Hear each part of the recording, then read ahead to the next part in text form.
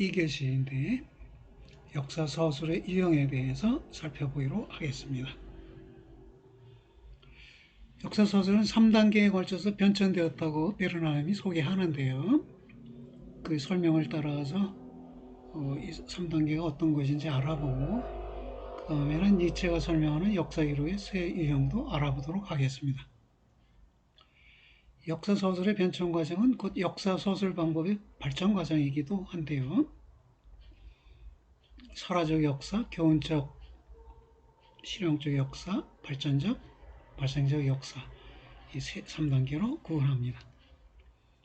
설화적 역사는 역사의 아버지라고 불리는 헤로도토스의 서술 방식인데요.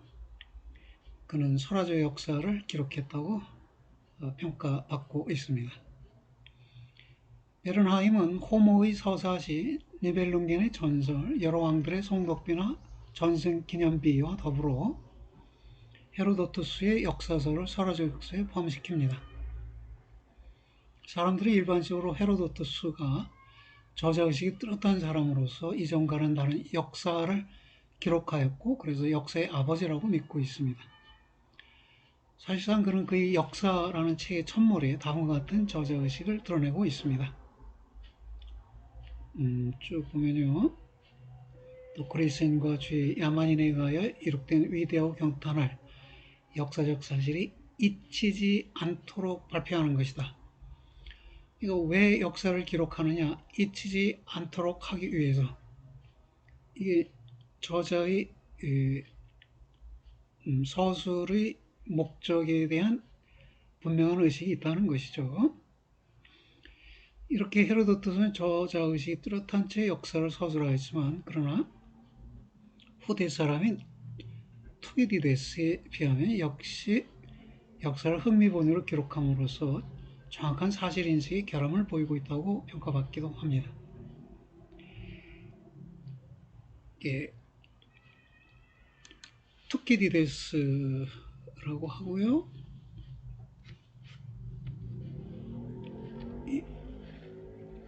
이 투키디데스는 교훈적 역사, 설화적 역사로부터 교훈적 역사의 서술로 이행한 사람으로 평가받고 있습니다. 그는 역사가 반복되는 경우에만 역사의 교훈이 성립할 수 있다고 믿었고요.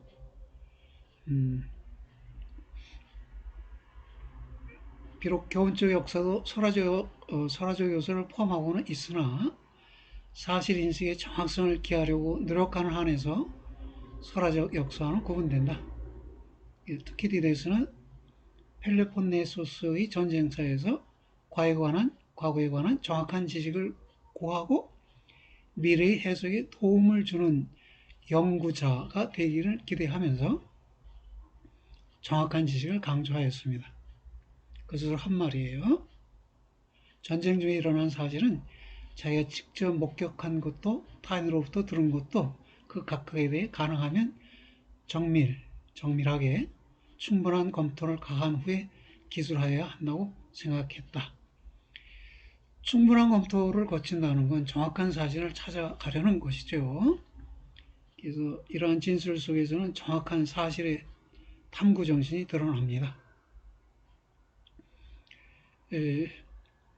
그런데 이러한 역사를 여전히 교훈적 역사로 하는 이유는 여기서 역사가 같은 일의 반복적 순환으로 이해되고 이를 통해 후손은 선인의 성공과 실패의 자체를 봐오게 될 것이라는 실용적 기대에 서술되었기 때문입니다.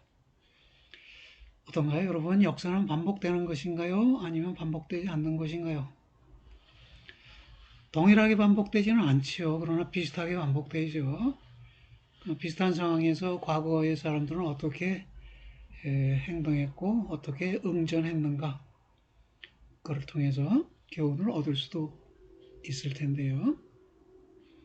그것이 역사를 통해 후손은 선인의 성공과 실패의 자취를 배우게 될 것이다 라는 이런 기대를 갖고 있기 때문이죠. 일반인들의 견해와 크게 다르지 않은 관점에서 역사를 서술한 것이 투키디드에 쓰이네요. 그러나 이제 역사학자들에 의하면 이것을 넘어서야 한다는 것이에요. 발전적 역사, 발생적 역사의 서술이 이루어져야 한다는 것인데, 대표적으로 어떤 사람이 그런 발전적 역사 서술을 했느냐 하면 사료 연구와 역사 서술에 모두 뛰어난 사람, 니부어와 랑케라는 사람이 발전적 역사를 서술했다고 평가받고 있습니다. 18세기 후반에 발전적 역사가 서술되기 시작하고요. 발전적 역사를 성립시키는 요소는 세 가지인데요. 하나는 인류는 하나의 전체라고 보는 것이고요. 둘째, 모든 인간관계에 있어서는 항상 계속적인 변화가 일어나고 있다는 것이고요. 셋째, 인간사는 상호 내적인 인간관계 및 상호작용에 있다는 것 등 이 세 가지의 인식에 토대를 두고 역사가 서술되면 발전적 역사의 서술이다 이렇게 말할 수 있다는 것입니다. 르네상스에서 19세기 이르기까지요. 이때까지 역사학에서는 그 사료에 대한 방법적 연구와 역사 서술의 실제적 시도가 분리되어 발전했어요. 그래서 역사 연구가는 역사 서술가와는 다른 사람으로 간주되고 서술가는 사료 연구에 있어서 대체로 연구가에 못 미치고 그래서 연구가의 연구를 이용하여 서술하는 경향이 있었는데요. 이 사료 연구와 역사 서술을 결합하여 의대함을 보이는 니부어와 랑케라고 합니다. 랑케 실증 사관으로 앞에서 우리가 다뤘었지요. 이 둘을 연결할 때 작용하는 것은 하나의 역사 이론이라는 것이에요.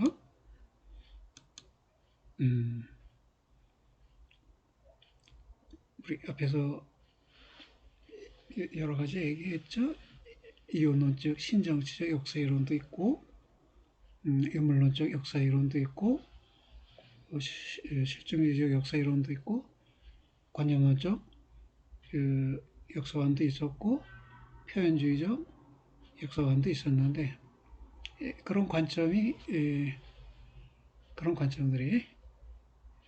사료 연구와 역사 서술의 연결을 가능하게 해준다는 것이 되겠네요.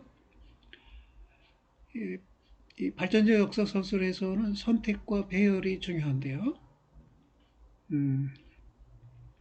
서술은 역사 연구의 결과를 역사의 인식이라는 목적에 합당하게 표현하는 일이고, 오직 이런 규정을 따르는 서술만이 서술의 객관성을 확보한다고 합니다. 서술의 1차적 과제는 인식된 바 그대로 재현하는 일인데, 이런 재현에 있어서 상세 내용 전체를 서술할 수 없으므로 서술될 주요한 것들의 선택이 필요하고요. 이 경우 선택은 주제에 의해 결정됩니다. 주제가 보여주는 발전 단계들이 관련에 있어서 없어서는 안 되는 중요한 것들을 찾아내야 이를 재현해야 한다는 것이죠. 이는 일상의 대화에도 적용되어 있는 것인데 우리가 대화를 할 때 주제가 정해지면 그 주제에 맞는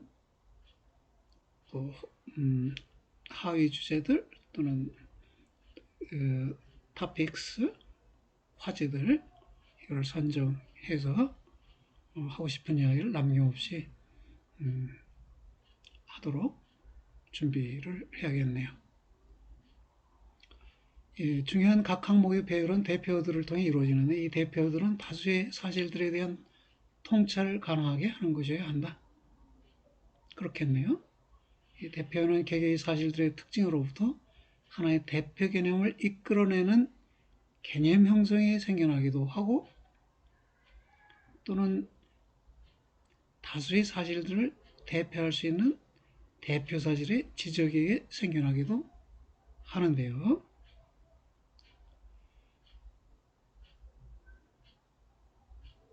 이 대표법은 서술을 직관적으로 뚜렷하게 하는 중요한 보조 수단이 됩니다.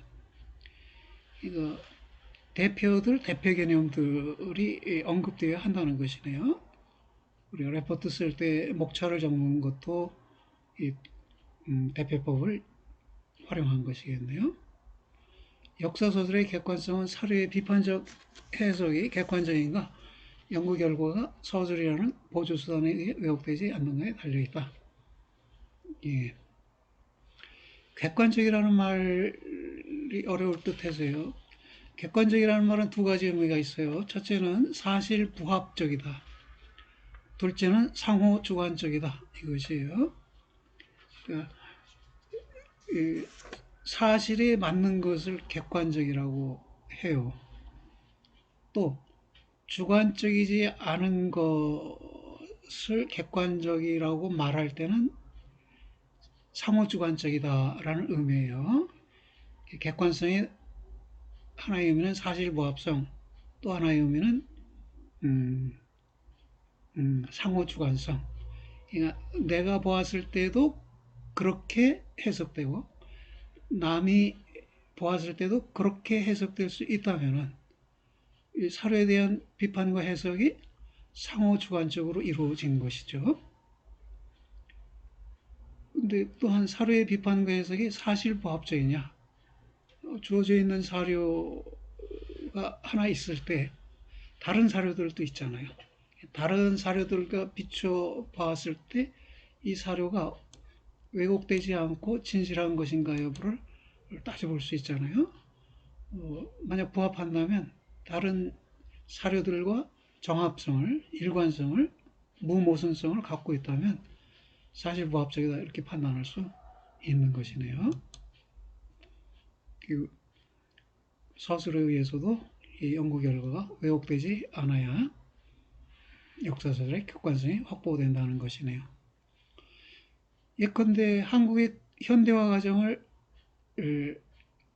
역사로 서술한다고 할 때 대표들은 뭐가 될까요?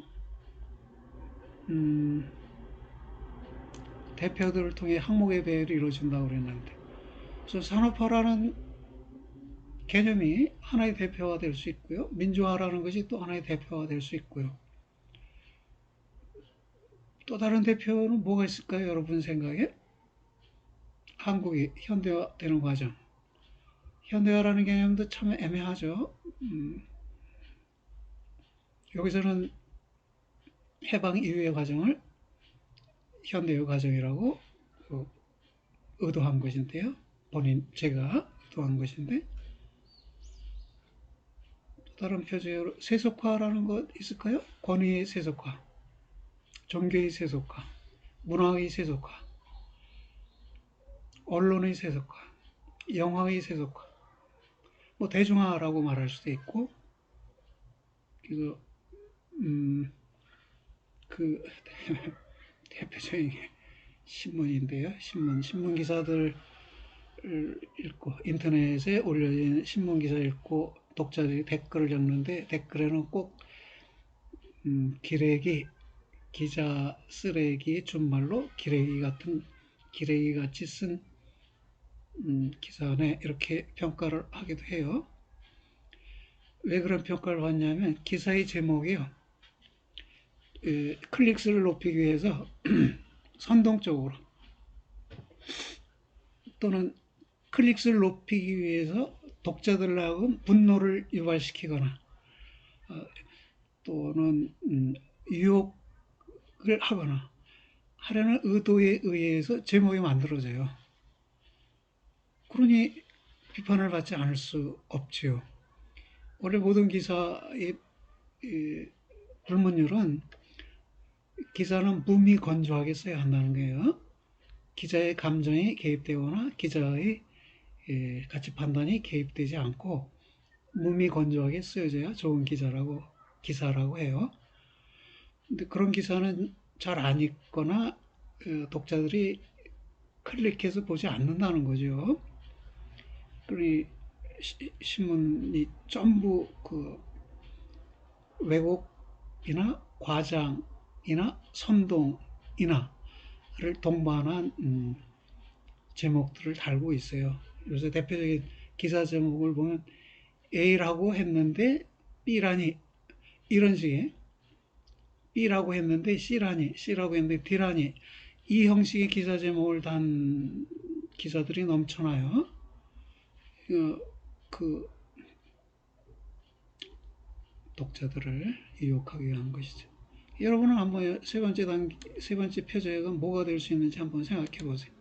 그리고 산업화 그러면 이 산업화 아래 하위 항목들로 무엇이 나열될 수 있을지 한번 생각해 보세요. 정부 차원에서의 노력도 있을 테고, 민간 차원의 노력도 있었을 테고, 그 해외 관련, 무역 관련의 노력도 있었을 텐데, 뭐가 표제어가 될까? 민주화에 대해서도 뭐가 하위 표제어가 될까? 여러분이 생각해 볼 수 있을 것입니다.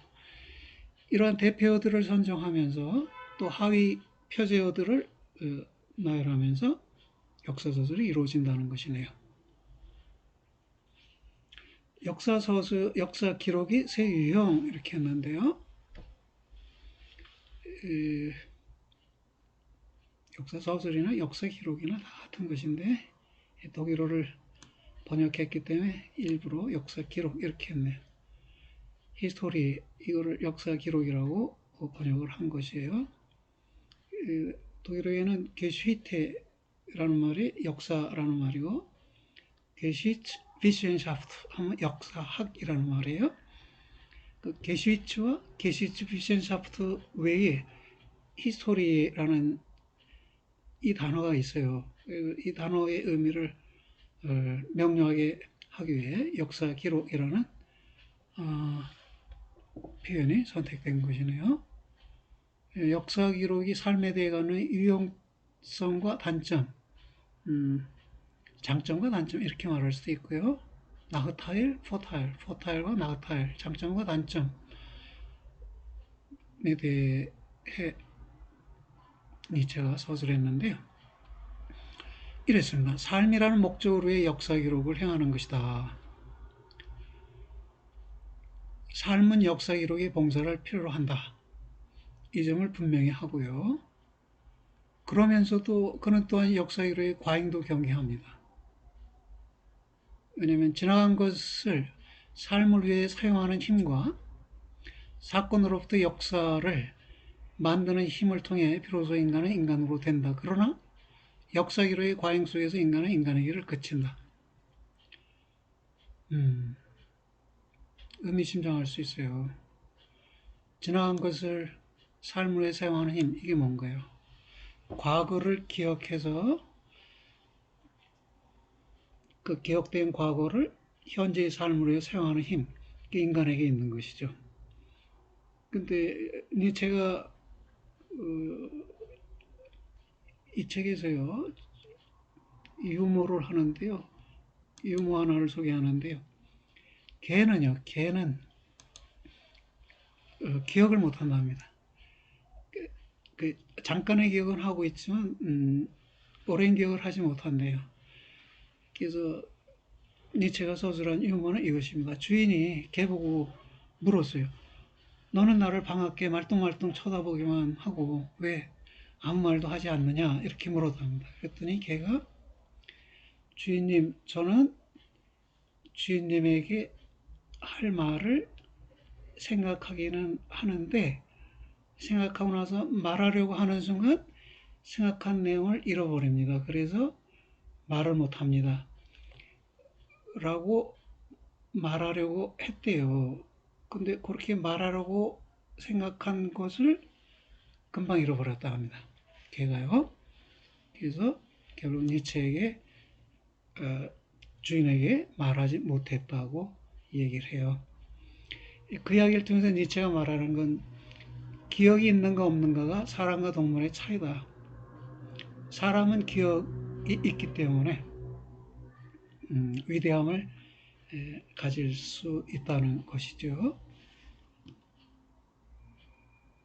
그런데 그렇다면 이 역사 기록의 광이란 무언가 하냐면 많은 기억을 하면요. 현재의 삶이 위축받아요. 근데 우리는 살아오면서 많은 잘못을 저지르잖아요. 원하든 원치 않든 알게 모르게 잘못을 범해요. 근데 자기가 범한 잘못들을 모두 기억하면 안 돼요. 모두 기억하면 그 기억들에 의해서 현재의 삶이 억눌려지고 나는 우울증에 걸리거나 어, 무력해져요. 잊을 건 잊어야 돼요. 나쁜 기억들은 잊어야 하고요. 잊는 방법도 배워야 하고요.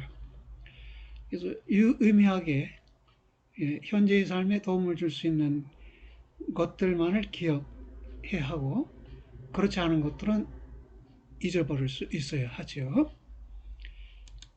그래서 역사 기록의 과잉도 경계한다라고 했는데 우리 차원에서 말한다면 불필요한 과도한 기억 이것도 경계되어야 한다 이렇게 말할 수 있겠습니다. 니체에 의하면 역사 기록은 세 가지 관점에서 살아가는 자에게 속하는데요. 살아가는 자는 세 가지 관점에서 구분되어 활동하고 노력하는 자, 보존하고 존경하는 자, 고뇌하며 해방을 필요하는 자로 구분됩니다. 이 세 종류의 사람들에게 세 종류의 역사가 필요하다는 것입니다. 개념적 유형의 역사 기록이 있고요.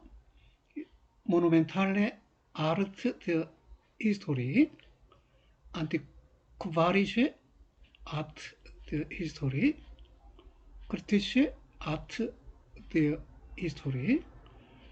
이 비판적 유형의 역사 기록은 고뇌하며 해방을 필요하는 자에게 필요하고요. 호구적 유형의 역사 기록은 보존하고 존경하는 자에게 필요하다는 것입니다. 그럼 첫 번째 기념적 역사 기록에 대해서 장단점에 대해서 유용성과 단점에 대해서 살펴보겠습니다.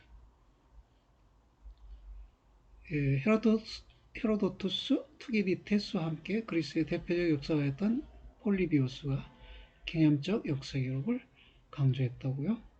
예, 니체는 그렇게 보고 있습니다. 기념적 역사 기록이란 행위 모범으로 기념되는 사실들의 서술을 말합니다. 누구에게 이런 기념적 역사 기록이 필요하냐 했더니 위대한 싸움을 싸우면서 모범자, 교사, 위안자를 필요로 하지만 이들을 자신의 동료들에게서는 현대에서 발견할 수 없는 자. 이런 사람들은 과거 속에서 이 모범자, 교사, 위안자를 발견해야죠. 그래서 이 모범자, 교사, 위안자를 기념적으로 기록한 역사 기록, 이것이 위대한 싸움을 싸우는 사람에게 필요하다는 것입니다. 폴리비우스가 정치사를 국가 통치를 위한 준비라고 또 운명의 변전을 견디도록 우리에게 경고하는 가장 탁월한 스승이라고 말했을 때 폴리비우스는 이 정치사를 기념적 역사로 기록한 것이지요. 이 기념적 역사 기록은 원인이나 동기보다 결과만을 중시하고 미화하여 신화적 역사 기록이 될 수 있다는 단점이 있다고? 그렇죠. 기념적인 사실만을 강조하면 그렇지 않은 사실은 다 경시되겠네요. 기념적 역사 기록은 가능한 한에서 원인들을 도외시하기 때문에 다소 과장히 말하면 모든 시대에 효과를 미친 사건들이 집합이라기보다 원인들은 도외시한다는 것이에요. 그래서 효과들, 결과들만을 모아놓은 것이래요. 결과들은 기념하는데 그 결과로 해서 얼마만한 수고가 있었고 얼마나 많은 사람들이 희생되었고 하는 그 원인에 해당하는 사건들은 무시되거나 경시된다는 것이네요. 더 나아가 니체는 기념적 역사 서술이 힘있는 자들로 하여금 그 서술로부터 커다란 충동들을 이끌어내도록 해야 하는 한에서 기념적 역사 기록은 과거를 아름다운 것으로 재해석하면서 자유로운 창작에 가까워지는 위험에 빠진다고 말한다. 그럴 수 있겠네요. 자유로운 창작, 기념할 만한 사항의 과도한 강조가 창작의 위험을 가져올 수도 있겠네요. 그래서 니체가 말하는 기념적 역사 기록은 베르나움이 지적하는 바 신화적 역사서들과 다르지 않게 된다. 그 단점이 과도하게 되었을 때 기념적 역사서들은 신화적 역사들과 다르지 않을 것이다 라는 것이네요. 과거의 기념적 예술가들이 당대의 위대한 예술가를 경시하고 비난하는 근거로 악용될 수도 있다고요? 무슨 말일까요? 우선 이 기념적 역사 기록은 유혹적인 유사점들을 부각시킴에 의해 용감한 자를 무모함해로 영감을 받은 자를 광신해로 치닫도록 선동한다. 한 예를 들어볼까요? 박정희 전 대통령의 경부고속도로 건설은 잘한 일이죠.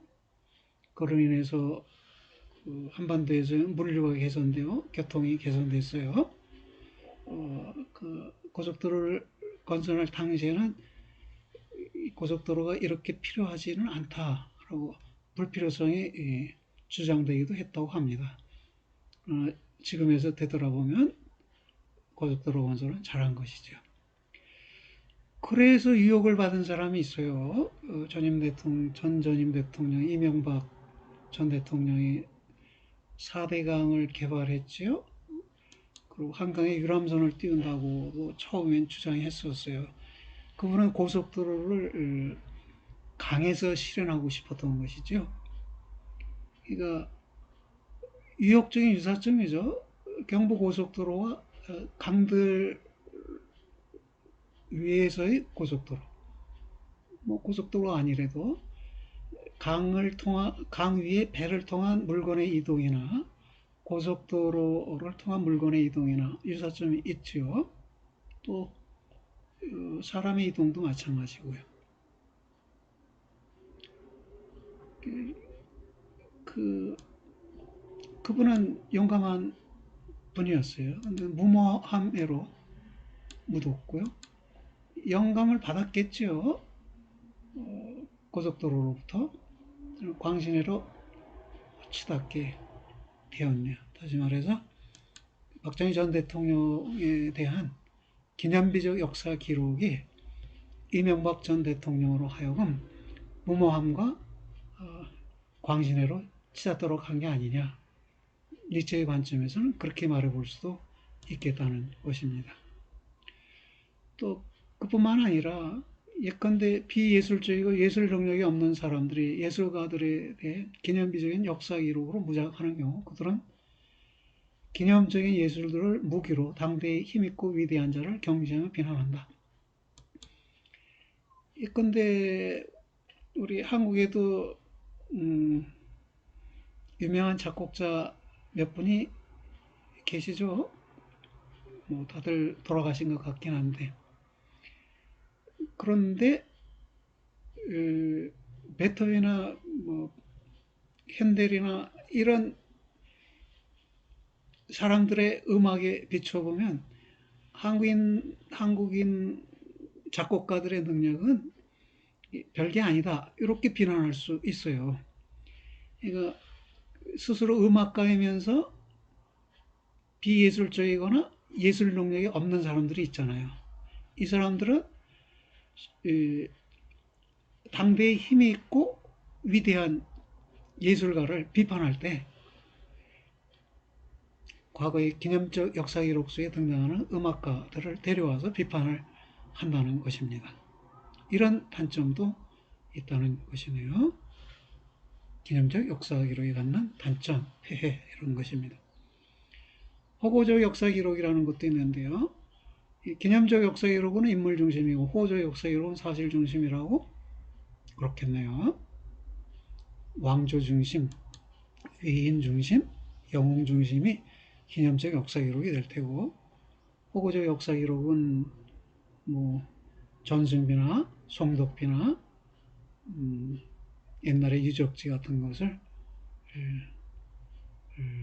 중시하고 존중하면서 기록하는 것이 되겠네요. 호적인 역사 기록이란 보존될 만하고 존경할 만한 사실들의 서술을 말한다. 니체에 의하면 호고적 역사의 의의는 역사에 대한 경건함의 바탕에 삶을 보존함에 있다. 역사에 대한 경건함의 바탕에 삶을 보존한다. 과거의 삶도 보존하고 현재의 삶도 보존하는 것이겠죠.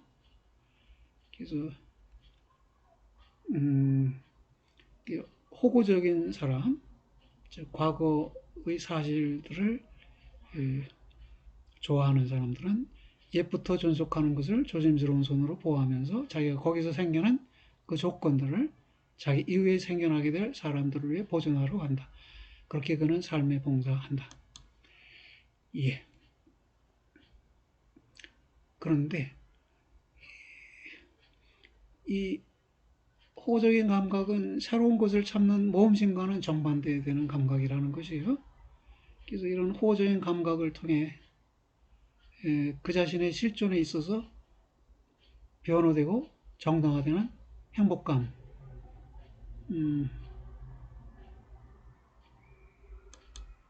이게 만족감, 호구적인 감각을 통해서 얻는 만족감이 그런 것인데, 니체는 이것이 사람들이 즐겨 말하는 이른바 본래적으로 역사적인 감각이라고 말한다.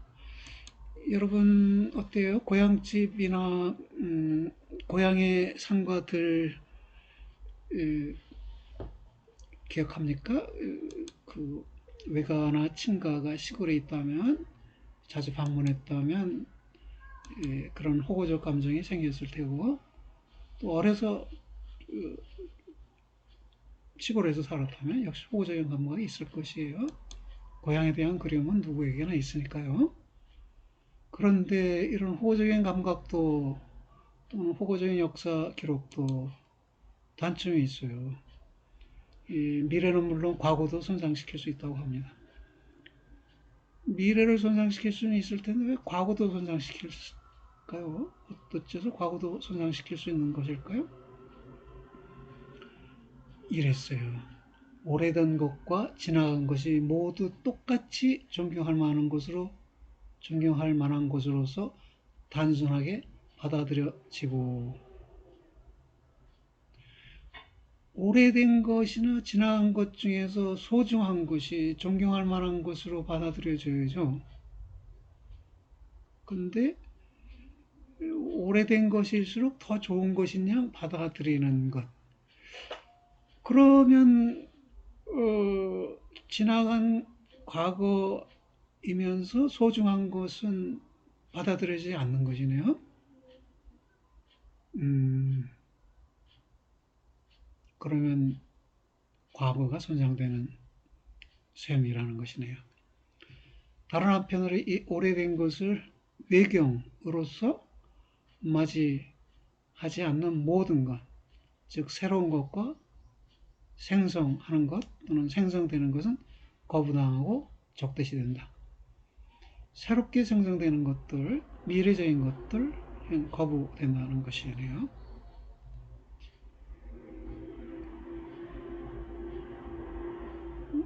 호적 감각은 미래에 대한 감각을 결여하고 고풍스러운 것을 새로운 것으로 바꾸는 일을 불손하다고 비난한다고 그렇겠네요. 그래서 호구적 역사 기록은 삶을 보존할 줄 알 뿐 삶을 생산할 줄을 모른다. 그런 까닭에 그것은 생성하는 것을 언제나 과소평가하는데, 왜냐하면 그것이 기념비적인 역사 기록과는 달리 생성하는 것에 대해 추측하는 본능을 갖고 있지 못하기 때문이다. 기념비적인 역사 기록은 생성하는 것에 대해 긍정적으로 추측하는 본능을 갖고 있지만, 호구적인 역사 기록은 그러한 본능을 갖고 있지 못하다는 것이네요.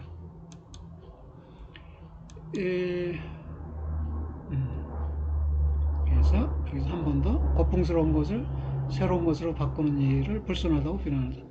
호적인 역사감각에 기반을 둔 호적 역사 기록은 새로운 것을 위해 활동하는 사람들을 위축시키는 단점을 갖는다. 어떨까요? 내 생각에는 일본의 역사 서술 방식이 호구적 역사 기록인 것 같아요. 일본은 자기네 과거를 비판하려고 하기보다는 보호하고 보존하고 존중하고 존경하려고 해요. 심지어 역사 왜곡까지 시도를 하죠. 한일 관계 역사의 왜곡만이 아니라 일본 역사 자체 왜곡도 시도하려고 해요. 그 전에 한번 보도됐던 거는 그 발굴학자인데요. 고대 시대의 물건을 발굴하는 발굴학자 한 사람이 이 발굴터에 가서 고대 유물 석기 하나를 몰래 땅에다 숨겼어요. 그리고 나중에 그것을 찾아내고 고대 유물이 발견됐다 이렇게 선언을 해요. 근데 그 숨기는 과정이 읽히지 않게 사진 기자에 의해서 그 촬영이 돼 있었어요. 그래서 엄청난 비난을 샀는데요. 일본 사람들은 일본의 역사, 한반도에서의 한민족의 역사보다 더 오래됐기를 원해요. 그래서 일본 내에서 일본인들의 역사가 오래됐다는 것을 입증해줄 그 고시대의 유물들이 많이 발견되기를 원하고 그런 노력을 하다 보니까 심지어 외국의 시도까지 하려고 했던 것이네요. 우리는 그 정도 왜곡은 안 하죠. 우리도 호구적인 역사 기록의 성향이 있긴 한데, 그렇지만 그 왜곡하면서까지 호구적인 관심을 충족하려고 하는 것 같지는 않네요. 세 번째, 비판적 역사 기록인데요. 비판적 역사 기록은 삶의 족쇄를 푸는 정당한 일이지만 동시에 자신의 뿌리에 칼을 대듯 위험한 일이라고요. 그렇겠네요. 비판적 역사 기록은 질고로 작용하는 과거 사실들을 파괴하고 그에서 벗어나기 위해서 이루어지는 역사 기록이다. 니체에 의하면 인간은 살기 위해서 과거를 파괴하고 해체하는 힘을 가져야 하고 이를 때때로 적용해야 한다. 과거를 파괴하고 해체해야 한다는 것입니다. 살기 위해서. 왜? 과거가 현재의 나를 발목 잡고 있다면 그 발목 잡고 있는 과거를 잘라내야죠. 그는 망각에서 벗어나 과거에 대해서 판결을 행하는 비판적인 역사 기록인데요. 이것의 의의에 대해서 니체는 이렇게 말합니다. 그 경우에 어떤 것의 존재가 예컨대 특권, 계급, 왕조 등의 존재가 얼마나 불의한 것인지 이런 것의 몰락이 얼마나 당연한 것인지가 분명해져야 한다. 그때 그 과거는 비판적으로 고찰되고 그때 사람들은 자신의 뿌리에다 칼을 대고 모든 경건성들을 냉혹하게 밟고 넘어선다. 조선시대 때의 임금들이 왕들이 얼마나 무능했는가 열심히 따져봐야 한다는 것입니다. 얼마나 무력했으면 그 외침에 대해서 정부군이 맞서 싸운 게 아니라 이러면 민초라고 밀리는 백성들이 나서서 왜적을 물리쳐야 했던가.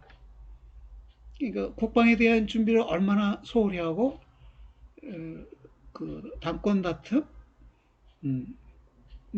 빠져 있었던가 하는 건 현재 관점에서 반복적으로 되새겨 봐야 하는 것이고요.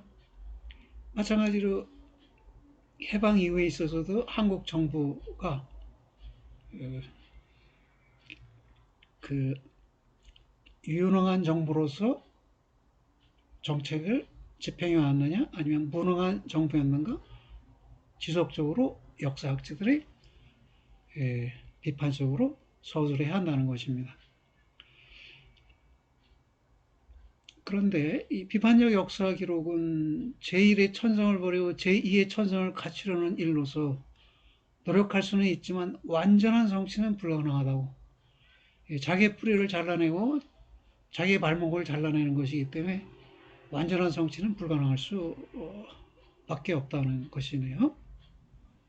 비판적 역사 기록은 자기의 뿌리에 칼을 대고 자기의 과거를 부정하는 일이다. 이러한 자기 부정적 비판은 삶의 위험한 일이자 전적으로 성취하기는 불가능한 일이다. 완전하게 성취하기는 불가능한 일이다. 그런가요? 그럼에도 우리는 비판적 역사 기록에 힘입으면서 선조로부터 상속된 우리의 천성과 선조들의 과오들과의 항쟁을 이룩하거나 상속된 것에 맞서는 엄격한 훈련의 싸움을 한다. 그리고 우리가 새로운 습관, 새로운 본능, 제2의 천성을 우리 자신에게 심으면서 제1의 천성을 시들어버리게 할 수 있다. 물려받은 천성, 조상으로부터 물려받은 천성, 잘못된 것이면 버려야 한다는 것이네요. 여기 선조로부터 상속된 우리의 천성, 이건 제1의 천성이라고 할 수 있는데 뭐 성품일 수도 있고 성격일 수도 있고 많이 들을 수 있는 건 한국인들은 일본인에 비해서 이런 점이 못돼서 종종 들을 수 있죠. 한국인들은 못된 성품이 있는데 이런 게 못됐어. 그 못된 성품이라고 불려지는 건 선조로부터 상속된 천성이에요. 이건 뿌리 뽑아 버려야죠. 여기 특권, 계급, 왕조 등의 존재가 얼마나 불행한 것인지.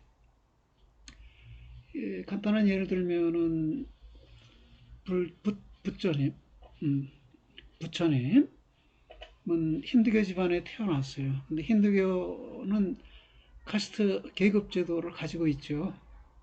그건 만민평등이 아니에요. 계급 차별 제도죠. 부처님은 그걸 부정했어요. 만민은 평등하다. 나와 너 사이에도 차이가 없다. 그래서 자기의 뿌리인 힌두교의 핵심 사상인 이 계급 제도를 부정했어요. 자기 뿌리를 끊은 것이죠. 그러고 불교를 창시했어요. 그 예수님도 비슷한데요. 예수님의 뿌리는 유대교입니다. 유대교는 율법 종교라고 해요. 그 교회에서 정해진 각종의 계율과 법칙을 지키면 구원을 얻는다라는 종교예요. 근데 예수님은 율법을 거부했어요. 전 시간에 우리가 다뤘지만 사람을 위해 안식일이 있는 것이지 안식을 위해 사람이 있는 것이 아니다. 예수님의 이 발언은 안식일을 지키라는 율법을 부정한 것에 해당해요. 게다가 예수님은 내가 새 계명을 주노니 새 계명을 준다고 그랬어요. 하나님을 사랑하고 내 이웃을 사랑하라. 모세가 시내산에서 하느님으로부터 계명을 받았다고 그래요. 그 십계명이라고 하는데 하늘에서 불이 내려와서 바위에다가 이 블루 글씨를 써서 쓰여진 글씨를 이렇게 하나의 조각으로 모세 앞에다 이렇게 제시해 줬는데 그게 십계명인데 그러면 십계명에 대해서도 예수는 맞선 것이죠. 그러다가 유대교는 이스라엘 선민 사상을 토대로 한 종교예요. 유대인은 이스라엘은 하나님에 의해서 선택받은 민족이다. 선택받은 민족이다. 라는 생각을 갖고 있고요. 그래서 유대인은 선택된 민족이자 종교인이다. 이런 생각이 있는데 예수님은 모든 사람이 교인이 될 수 있고 모두가 하나님의 선택받은 사람이 될 수 있다. 라고 해서 유대교의 선민 사상을 부정했어요. 자기 밑뿌리에 칼을 대고 끊어버린 것이죠.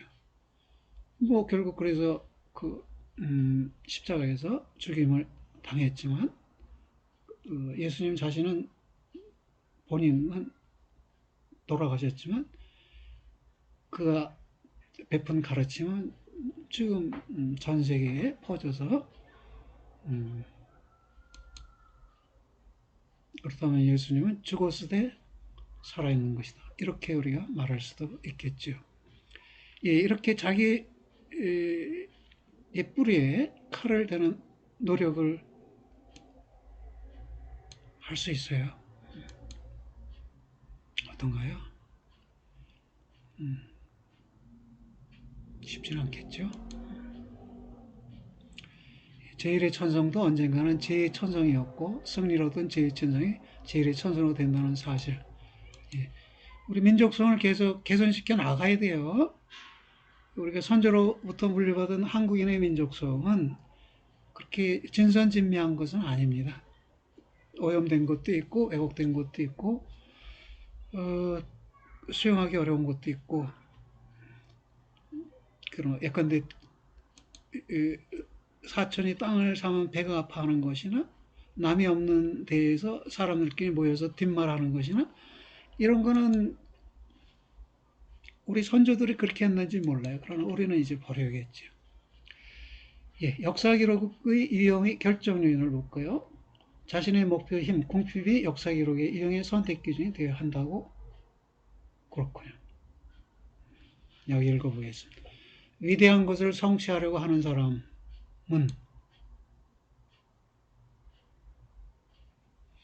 기념적 역사 기록을 매개로 하여 과거를 자기 것으로 한다. 익숙한 것이나 옛부터 존경받아온 것을 고수하려는 사람은 호고적 역사로서 지나간 것을 보호한다. 현재의 궁핍, 노트라고 했는데요. 이 노트가 독일어에서는 노트벤디히카이트가 필연성이에요. 노트를 벤덴, 방향을 돌리다. 그 궁핍에 대해 방향을 돌려주는 것이 필연성이에요. 그렇게 삶의 방향을 돌려주거나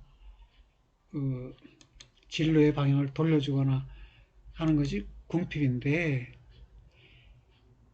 현재의 궁핍이 그의 가슴을 짓누르고 그래서 어떤 값을 치르더라도 무거운 짐을 벗어 던지려고 하는 사람만이 비판적인 역사기록, 즉 재판하고 성가하는 역사기록에 대해 욕구를 지닌다.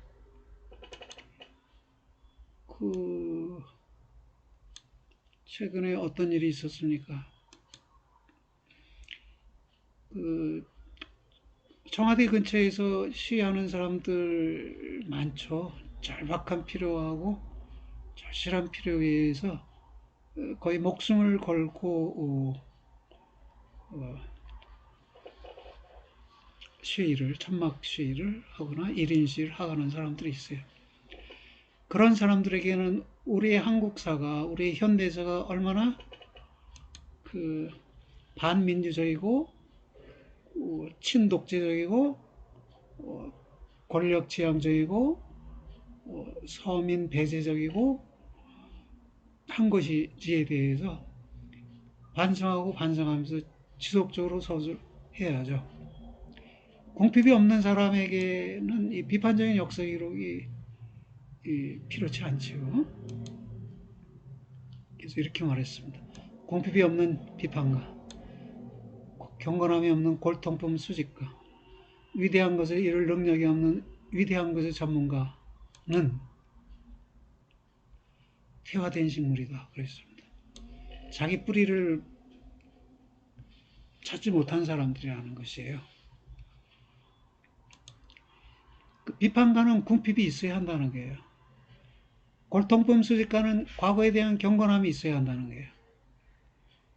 그리고 위대한 것의 전문가는 위대한 것을 이룰 능력이 있어야 한다는 것이. 있어야 할 것이 없이 있어야 할 것을 갖추지 못한 채 비판하는 자, 수집하는 자, 전문가, 이들은 잡초로 자라는 그리고 자신의 자연적 향토로부터 소외된 그리고 이 때문에 퇴화된 식물이다. 이렇게 말하네요. 그래서 결국 역사 기록의 유형, 세 유형이 있다고 했죠. 이것은 개인이나 민족의 목표, 힘, 궁핍, 위대한 것을 이루려는 목표, 그렇죠? 또 그것을 이루려는 힘, 궁핍에 대한 의식, 이런 것들이 기준이 되어서 선택될 수 있다는 것이네요. 그래서 세 가지 역사 기록이 위험성을 갖고 있는데 그것들을 언급해 보면요. 기념적 역사 기록은 과거의 특수한 사실들을 미화하고 일반적인 사실을 경시할 위험을 갖고 있어요.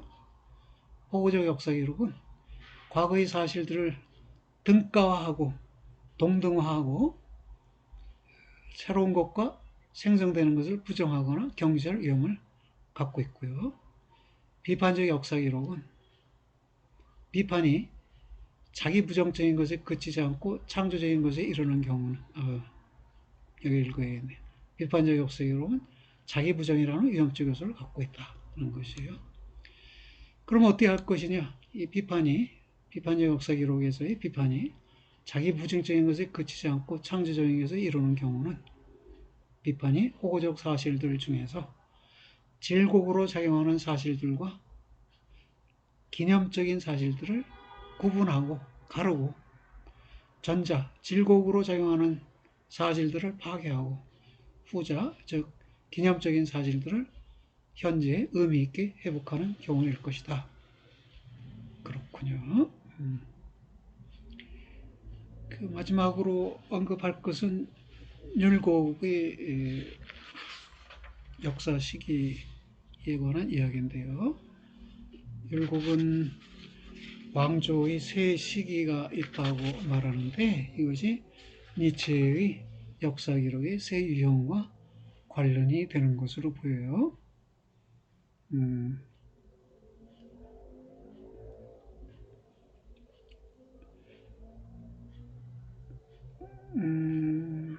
여기 우리는 역사 기록의 세 가지 유형을 시기적 차원과 주제적 차원에서 구분해 이해해 볼 수 있겠다. 시기적 차원에서 볼 때 역사 기록의 세 유형은 율곡이 성학지묘에서 한 나라의 시기를 셋으로 구분해 말한 바 있는 창업기, 수성기, 경장기에 요구되고 필요해지는 역사를 기록하는 방식으로 이해될 수 있을 것이다. 창업, 수성, 경장에 대해 율곡이 말한 바는 다음이다.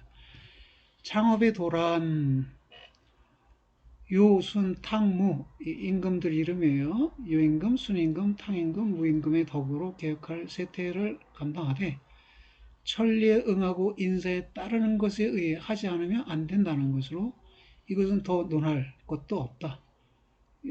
두말할 필요가 없다 이것이. 천리에 응하고 인사에 따르는 것 이것이 뭘까요? 이게 모범적인 역사 기록이죠. 창업 하나의 국가를 창업할 때는 이 천리에 응하고 인사에 따르는 것들이 기록되어 있는 기념적 역사 기록이 필요하다고 볼 수 있는 것이죠. 수성이라는 것은 고수해서 완성시킨다는 말인데요. 이 단계에서는 후세 임금과 후세의 현명한 이는 다만 그 이뤄놓은 법규에 따라 가만히 팔짱을 끼고 이것을 준수하기만 된다. 그렇다면 앞세대의 임금과 앞세대의 현명한 사람이 이뤄놓은 법규들에 관한 기록, 그게 호고적 역사 기록이 되겠네요. 호고적 역사 기록들을 지키고 준수하면 되겠다. 이제 경장이라는 것은 고칠 경자의 확장 장자니까 고치고 확장한다는 것인데요. 이제 나라가 오래되면요, 100가지 제도가 해해지면 나날이 어긋나서 나라를 다스릴 수 없기 때문에 여기서는 반드시 현명한 임금이 현명한 신하가 있어야 현명한 임금과 현명한 신하가 있어서 개헌이 일어나 근본을 붙들어 곤탁한 것을 환기 확성시키고 묵은 인습을 깨끗이 씻어서 숙패를 개혁하며 숙패를 개혁한다. 그러기 위해서는 비판적 역사 기록이 필요하죠. 지금까지 어떤 일이 잘못되어 왔는지를 사관들이 역사 기록 관리들이 기록하고 거기에 기록되어 있는 이 숙패들을 개혁해서 선왕의 앞대의 왕들이 남긴 뜻을 잘 계승해야겠지요. 그래서 경장기에 필요한 역사 기록은 비판적 역사 기록으로 보입니다. 또 주제적 차원에서 볼 때 역사 기록의 소유형은 해석되고 서술될 개별적 주제들에 따라서 그때마다 선택 가능한 역사 해석과 역사 기록 방식들이라고 이해될 수 있을 것이다. 어쨌든 결론적으로 말하면 니체가 언급한 역사의 세 유형들은 임의로 선택되기보다, 즉 셋 중에 하나만을 선택하기보다 일정한 통합 상태로 하나의 역사 기록서에 구현되어야 할 것이다. 왜? 통합된다고 하지만 세 가지의 통합 속에서도 주도적인 기록 방식은 있겠죠. 여러분은 어떻습니까? 여러분이 필요한 역사 기록은 어떤 것인가요? 여기서 음, 음,